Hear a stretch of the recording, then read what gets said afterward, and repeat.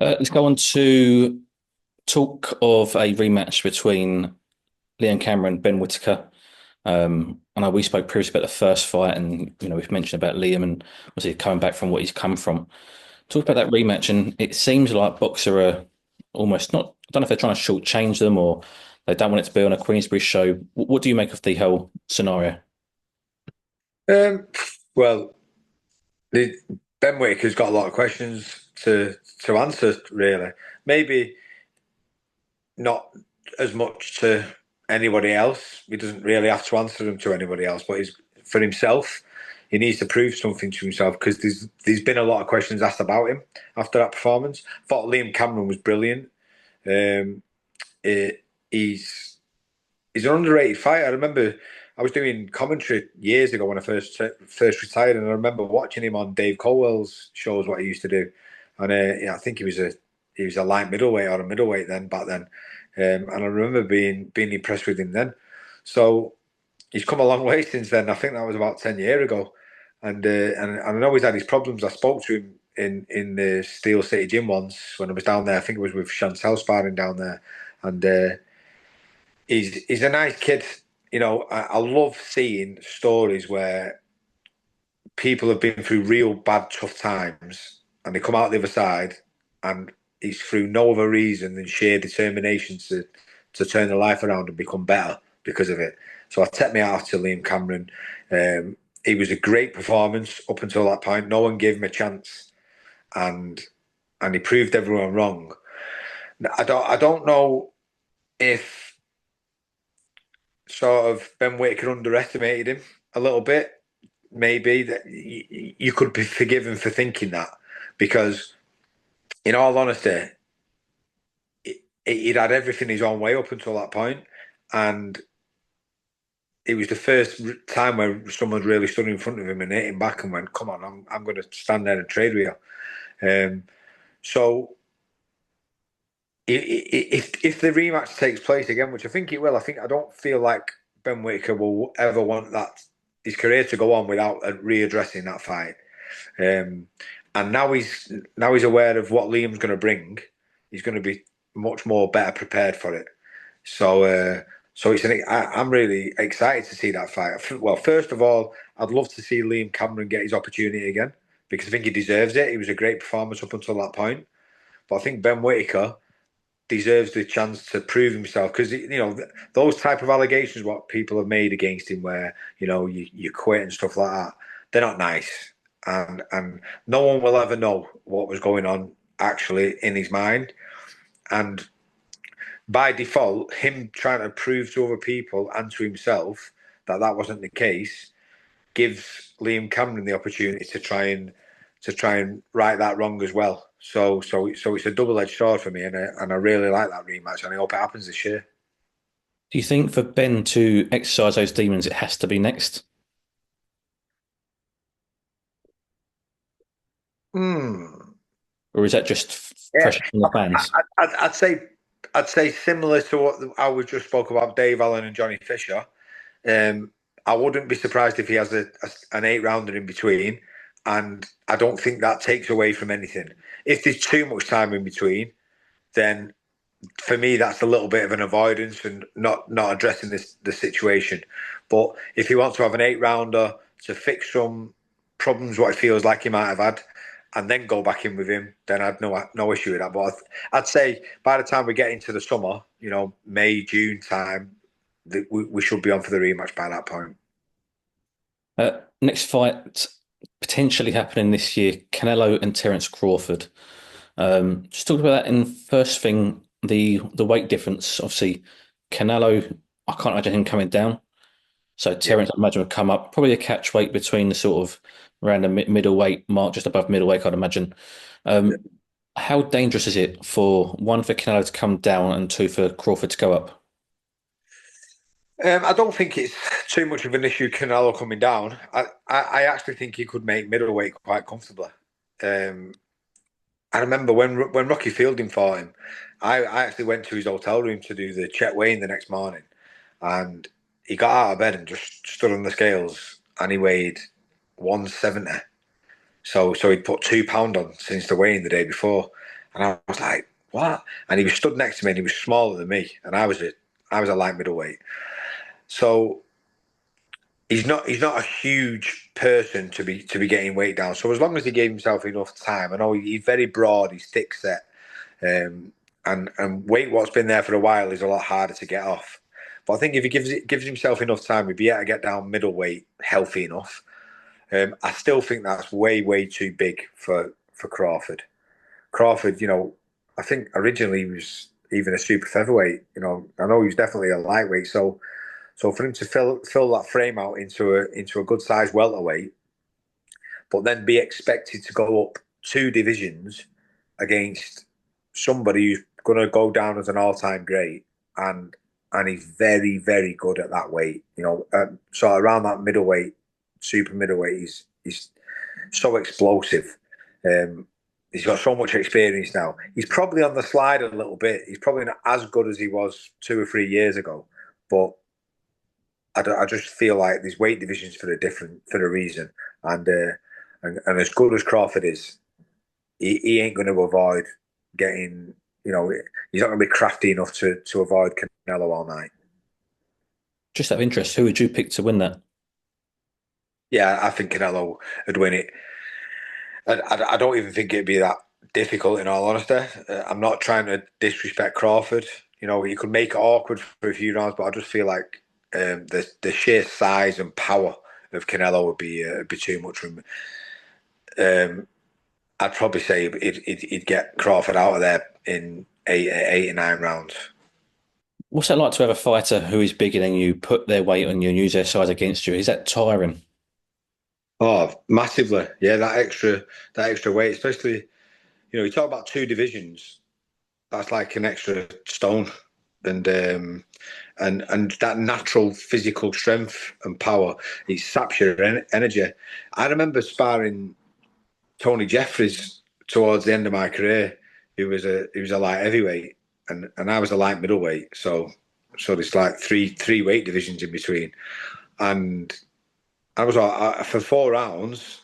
I sparred really well. I just remember the fatigue I felt in the fifth and sixth through that sort of, because my style was sort of very come forward pressure style, and there's a lot of inside work and wrestling. It really takes its toll on you as the fight progresses. So it does make a big difference, and that's the reason why I think Canelo's very astute. He's crafty. He's well schooled, and as good as Crawford is, um, he'd have he'd have a difficult night trying to keep him off all night. Let's go on to a rematch that is coming up in February. Beterbiev and Bivol. We've obviously seen the pair the first time out. We know how that went.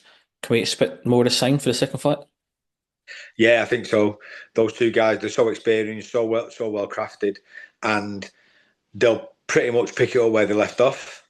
I think we'll have a similar fight. I actually thought Bivol nicked it last time, but there's no argument. It was one of those fights, very close rounds, which you would expect at the highest level. And I expect them to pick up where they left off last time. And I think at the end of it, we'll be in the same position where we're going. We can't split them. Maybe Bivol. Sometimes in a close fight like that, the way someone finishes a fight sort of leaves an impression with you. And I just feel like Bivol had started to work it out a little bit more towards the end.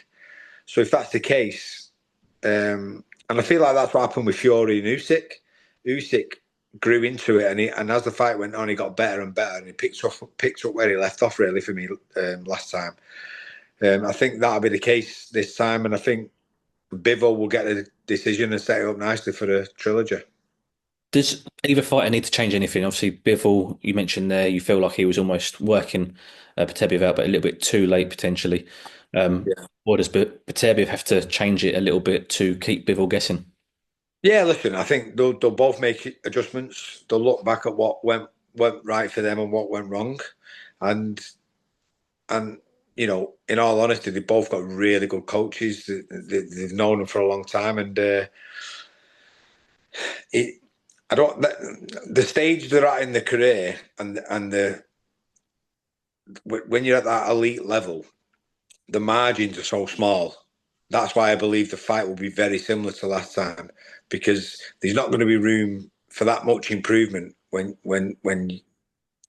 you're boxing at that type of level with those type of opponents. So it'll be when one of them adjusts a little bits and adapts, the other one will as well. They'll have learned a lot from each other. It might even be more of an exciting fight this time than it was last time because they'll just kick in where they left off. Those first two, three, 4 rounds at the highest level, they're always sort of those feeling out rounds and where they start to work each other out, and then they sort of kick in after round 4 or 5. But if it starts the way it sort of ended, then we're in for a treat. We really are. Just finally, the almost the best of the rest at heavyweight, Daniel Dubois, obviously the IBF world champion, fighting Joseph Parker on the undercard, Beterbiev Bivol. Just talk about that fight. Do you like that fight? Yeah, I really like it. Joseph Parker's one of the best characters on the boxing scene at the minute. You know, some of the stuff he was doing during lockdown was genius. All those videos that he was coming out with, and I think he marketed himself really well during the time when everyone was struggling. So I love the way he's sort of stuck it out, gritted it out. He's had his setbacks. You know, in hindsight, the Joshua's win over Parker now is really impressive. Um, but I just feel like he's picked up all that experience over the years, and he's had his little bits of setbacks. He knows his weaknesses. He's protecting them much more now, better than he did years ago. And I think he's got a real good chance of beating Daniel Dubois. And I'm not sleeping on Dubois at all. I realise how good he is. He's so powerful. But Josie Parker navigated 12 rounds against when you look at it now, probably Anthony Joshua at his best around that time, and uh, and avoided getting caught with anything big. His feet and his distance, he keeps that gap in between really well. He's got a good jab. I mean, Dubois' jab's phenomenal. He's really good and it's one of his best assets, and he's powerful as well. So I'd have to say Dubois is the favourite, but I certainly won't be sleeping on Parker. I think he's definitely in with a chance. So I'd usually look at a fight and look at who's got the momentum, but you could argue both have got really, really good momentum. Probably the Yeah. best momentum they've both had in their careers. Listen, Turkey Al Sheikh, you've got to take your hat off to him. He's over the last 12, 18 months has been making fighters fight each other at the time when they should be fighting each other, when we've all wanted them to fight each other, when they're at the best in form, not waiting until one of them starts to slip in the way in their form, and made a best man win. It's absolutely boxing fans' dream, and we've been asking it for so long.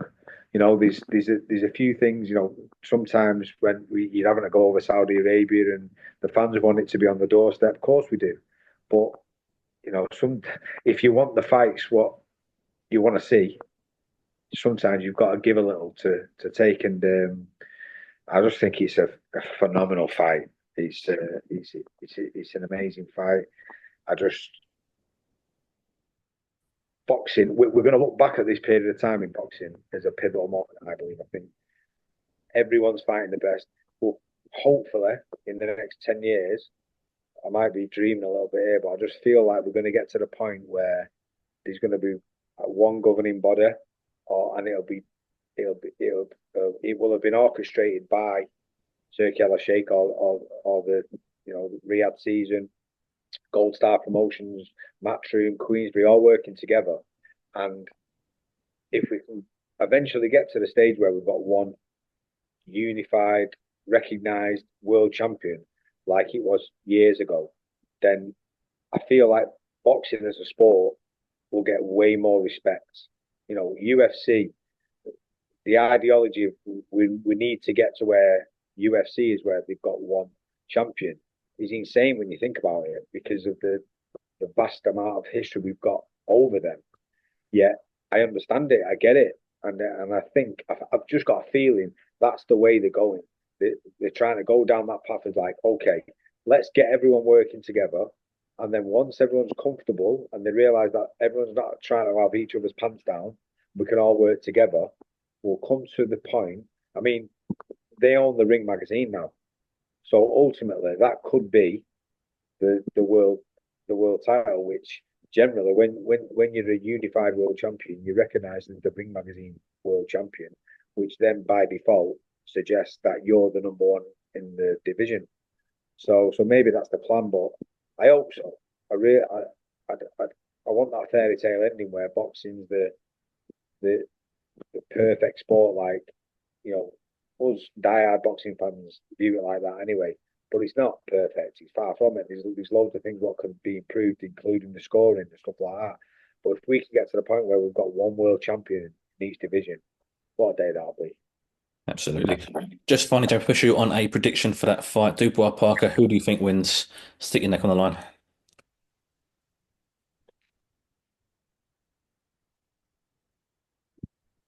Purely on form, I'm going to go Parker on points. Me boxing brain is telling me that Dubois is still young, still improving, and he's just going to get better and better. But that sort of nice sort of fairy tale ending type story in my mind is telling me that Josie Parker's going to beat my points. Perfect. Jamie, I'll leave it there. Thank you very much for your time, mate. Always a pleasure. All right, pal. Nice one, James. But man, see you next week, mate. Yeah, mate. Bye.